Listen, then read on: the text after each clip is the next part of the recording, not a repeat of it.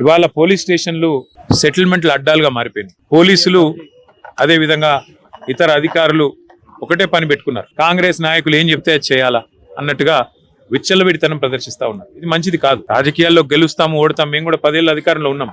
కానీ గింత లేకి పనులు గింత చిల్లర పనులు ఎన్నడూ కూడా చేయలేదు.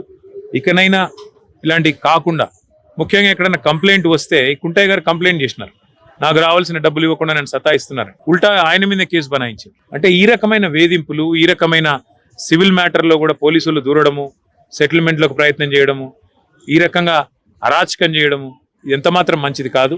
నేను ఏ ఒక్కరి మీద నేను విమర్శ చేస్తలేను. ఇది ఈ రోజు కుంటయ్య గారికి జరిగింది, రేపు ఇంకోరికి జరగవచ్చు. కాబట్టి ఇది మంచిది కాదు. దయచేసి కంట్రోల్ చేసే ప్రయత్నం చేయాలని చెప్పి కూడా నేను ఈ రాష్ట్ర ప్రభుత్వాన్ని కూడా కోరుతా ఉన్నా. కానీ ఆ కుటుంబానికి మాత్రం ఇవాళ ఇంతకంటే ఎక్కువ రాజకీయం నేను మాట్లాడను. ఆ కుటుంబానికి పూర్తి స్థాయిలో మేము అండగా ఉంటాం. ఆ కుటుంబాన్ని కాపాడుకుంటాం. ఆ కుటుంబానికి పూర్తిగా మరి మనోధైర్యాన్ని ఆ భగవంతుడు ఈ ఆపత్ సమయంలో ప్రసాదించాలని కోరుకుంటూ అన్ని కార్యక్రమాలు పూర్తయ్యేదాకా మా మొత్తం పార్టీ అంతా కూడా వారి వెంబడ ఉంటుంది. పెద్ద కర్మ జరిగేదాకా కూడా మొత్తం ఉండి మేమే చూసుకుంటామని చెప్పి కూడా తెలియజేస్తూ మరి వారి ఆత్మకు శాంతి చేకూరాలని మనస్ఫూర్తిగా భగవంతుని ప్రార్థిస్తాం.